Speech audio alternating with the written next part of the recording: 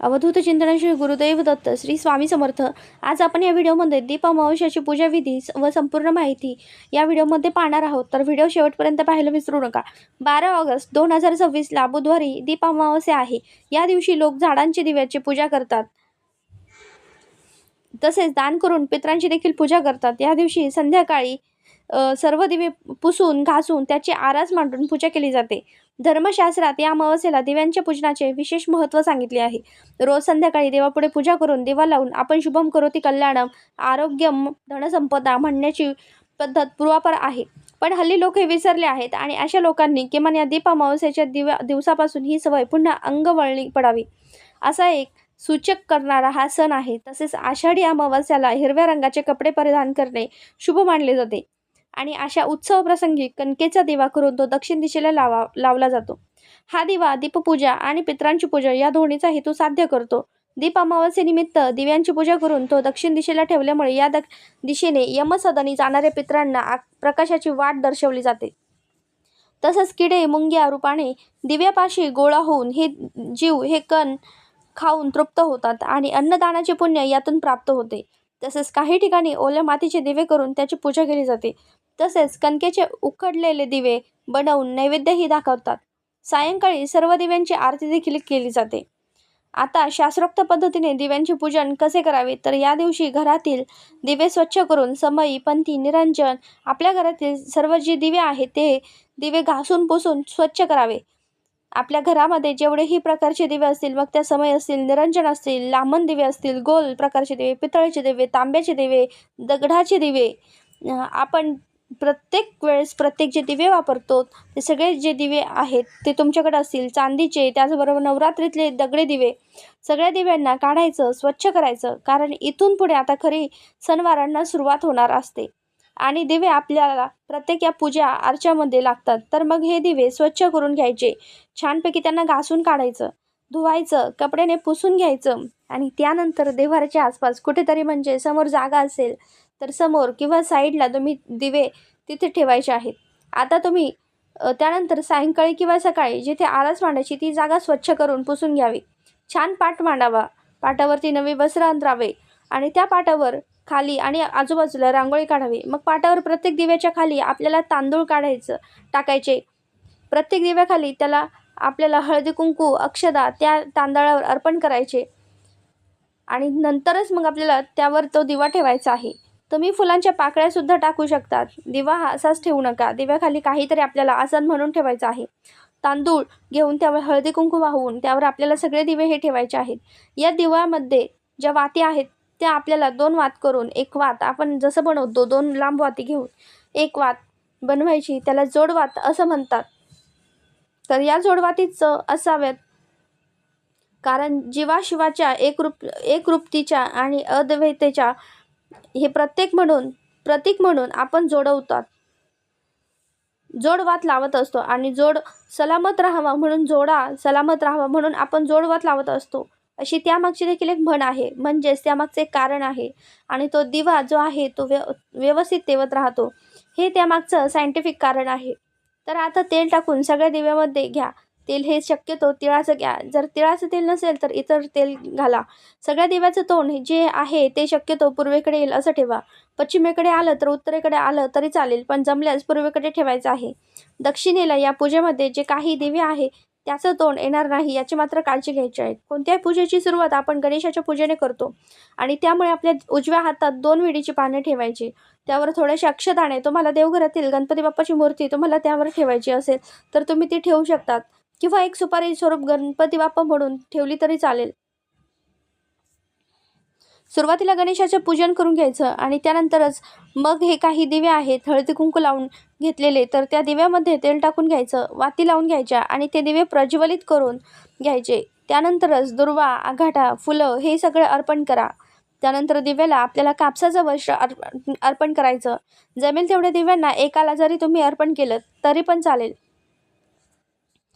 आता बघा, या ठिकाणी आपण दिव्यांची व्यवस्थित पूजा केली, दिव्याला सगळ्या गोष्टी अर्पण केल्या, नंतर धूप अगरबत्ती ओवाळून घ्यायची। वस्त्रमाळ कधीही एका हळदीने किंवा एक कुंकवाने रंगलेली असते, अशीच वस्त्रमाळ तुम्ही अर्पण करायची असते आणि दिव्याची छान आरास सजवायची। दिव्यांची सेपरेट छान पाटावर किंवा चौरंगावर अशी पूजा करा. त्यानंतर या दीप अमावस्येला फुलांच्या बाबतीत सांगायचं झालं तर पिवळ्या फुलांना अतिशय महत्त्व आहे. या दिवशी मी तुम्हाला सांगेल की दुर्वांना देखील महत्त्व आहे. आघाड्याची पानं सुद्धा आपण या पूजेमध्ये वापरायची आहेत. दुर्वांना वंशवृद्धीचे प्रतीक मानलं जातं. जसे की आपण आपल्या घरातील मुलांना वंशाचा दिवा आणि मुलींना वंशाची पंती असं म्हणतो. आता नैवेद्यामध्ये बघा दूध आणि साखर किंवा तुम्ही बघा दूध, गूळ किंवा लाह्याबत्ताचे पेढे, फळे या गोष्टी तुम्ही अर्पण करायच्या आहेत. तर आता नैवेद्याच्या ठिकाणी खाली आपल्याला पाण्याचा भरीव चौकोन काढायचा. त्यावर नैवेद्याची वाटी ठेवा. नैवेद्याभोवती पाणी फिरवायचं आणि नैवेद्य जो आहे तो अर्पण करायचा आहे. हात जोडून शुभम करोति कल्याणम म्हणावी. आता या पूजेला मनोभावी आपल्याला नमस्कार करायचा आहे. अशा साध्या सोप्या पद्धतीने आपल्याला ही दिव्यांची पूजा करायची आहे. आता समजा तुम्हाला वात जर पुढे करायची असेल तर तुम्हाला ही वात खडी, साखर किंवा गोड एखाद्या पदार्थाने ती पुढे करायची असते. हे नेहमी लक्षात ठेवा. आयुष्यातील अंधकार निघून जाऊन प्रकाशाने आयुष्य उजळावे अशी दिव्यासमोर राहून आपल्याला प्रार्थना करायची आहे. अशी दिव्यांची पूजा झाल्यानंतर तुम्हाला दिव्यांची आरती, दिव्यांची नामावली म्हणायची आहे. तर ती मी तुम्हाला खाली डिस्क्रिप्शन बॉक्समध्ये देते. त्यानंतर आपल्याला संध्याकाळी दक्षिण दिशेला वात करून हा पितरांसाठी दिवा लावायचा आहे आणि तो दिवा हा कणकेचा दिवा आपल्याला लावायचा आहे. त्यानंतर बऱ्याच भागामध्ये कणकेचे दिवे बनवण्याची सुद्धा पद्धत आहे. तर कणकेचे दिवे जे आहे ते तुम्ही नुसते गव्हाचे पीठ घ्यायचं, त्यामध्ये थोडीशी हळद टाकायची, मीठ टाकायचं नाही आणि यामध्ये आपल्याला गुळाचं पाणी टाकायचं. हे एकमुखी दिवे तुम्हाला बनवून घ्यायचे आहेत. किंवा दुसऱ्या पद्धतीने गव्हाचं पीठ घेतलं, त्यामध्ये तुम्ही गुळाचं पाणी करून त्यामध्ये तुम्हाला गव्हाच्या पिठामध्ये टाकून घट्ट मळून घ्यायचं. त्याचा एकमुखी दिवा हा बनवला जातो. तर तुमच्याकडे जी पद्धत आहे त्यानुसार तुम्ही या कणकेचे दिवे या प्रकारे बनवू शकतात.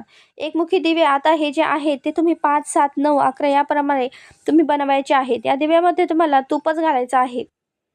त्यामध्ये फुलवात लावायची असते. कारण या कणकेच्या दिव्यांनी हे जे सर्व दिवे आपण प्रज्वलित केलेले आहेत, दिव्यांची पूजा केलेली आहे, तर या पूजेला ओवाळलं जातं. म्हणून या कणकेच्या दिव्यामध्ये तेलाचा वापर करायचा नाही किंवा लांब वातीचा वापर करायचा नाही. बघा, मनुष्याला म्हणजे मानवाला तुपाच्या दिव्याने ओवाळलं नसतं, तर देवाला कधी तेलाच्या दिव्याने ओवाळायचं नसतं. नेहमी आपल्याला कोणाचं औक्षण करायचं असेल मनुष्याला ओवाळण्यासाठी तेलाचा दिवाच वापरायचा आणि देवांना ओवाळण्यासाठी कधीही तुपाचं निरांजनच ओवाळायचं असतं. तेलाच्या दिव्याने देवांना कधीच ओवाळायचं नाही. आणि म्हणूनच या कणकेच्या दिव्यांमध्ये तुपाचे दिवे तुम्हाला लावायचे आहेत आणि त्या कणकेच्या दिव्यांनी या दिव्यांना ओवाळायचं आहे. कारण आपण अग्निदेवतेचे पूजन करणार आहोत आणि शेवटी दिव्यांची कहाणी ऐकायची. ती कहाणी मी शॉर्ट व्हिडिओमध्ये देते. दिव्यांची कहाणी ऐकल्याशिवाय आपली ही दीप अमावस्येची पूजा जी आहे ती पूर्ण होत नाही. कहाणी ऐकून झाल्यानंतर आपली पूजा पूर्ण होते. जो काही लाह्यांचा नैवेद्य दाखवला आहे तो आपण घरातील सर्वजण खाऊ शकतात. ही पूजा तुम्ही सकाळी केली असेल तर संध्याकाळी दिवे लागण्याची जी वेळ असते त्यावेळेला परत या दिव्यामध्ये तेल टाकायचं, तूप टाकायचं, परत दिवे प्रज्वलित करायचे, हळदी कुंकू वाहून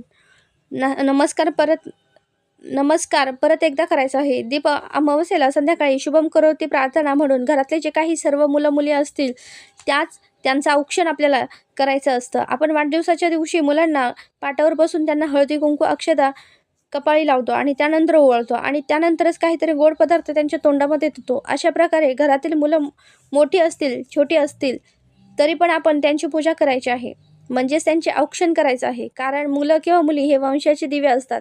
मुली वंशाचा पंथी असतात असं म्हटलं जातं आणि मुलंही जे आहे ते वंशाचे दिवे असतात. म्हणून आपल्या वंशाची वृद्धी होते. तर त्यामुळे आपल्याला या दिवशी आपल्या घरातल्या मुलामुलींची सुद्धा पूजा करायची आहे.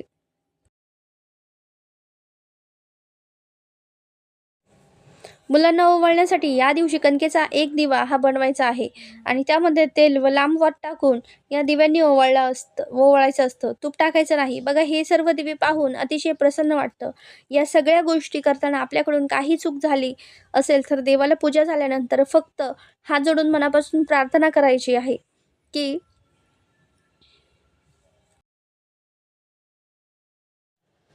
हे देवा, माझ्या यथाशक्तीने मी ही साध्या भोळ्या मनाने ही पूजा केलेली आहे. यामध्ये जर काही माझ्याकडून चूक झाली असेल तर मला क्षमा करावी. अशी प्रार्थना, क्षमा प्रार्थना करून आपल्याला प्रत्येक पूजेमध्ये मागायची असते. कारण आपण माणूस आहे, तर आपल्याकडून काही चुका होऊ शकतात. पूजा झाल्यानंतर आपण संध्याकाळी किंवा सकाळी दिव्यांची जी आरती आहे तर ती आपल्याला म्हणायची आहे. आणि या पूजेची उत्तर पूजा म्हणजे सांगता ही दुसऱ्या दिवशी करायची आहे. अंघोळ झाल्यानंतर सकाळी फुलं वगैरे निर्माल्यामध्ये टाकायचे आहेत. जो काही नैवेद्य आहे आपण अर्पण केलेला तो आपण प्रसाद म्हणून खाऊ शकतो. आणि दिवे जे आहे ते व्यवस्थित परत स्वच्छ करून जागी ठेवून द्यायचे आहेत.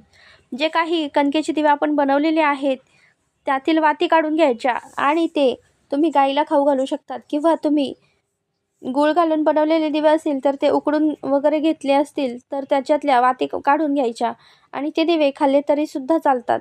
बऱ्याच ठिकाणी प्रसाद म्हणून हे दिवे खाल्ले जातात. दिव्यांची पूजा करताना किंवा दीपपूजन झाल्यानंतर शुभम करोति कल्याणम ही प्रार्थना आपल्याला आवर्जून म्हणायची आहे.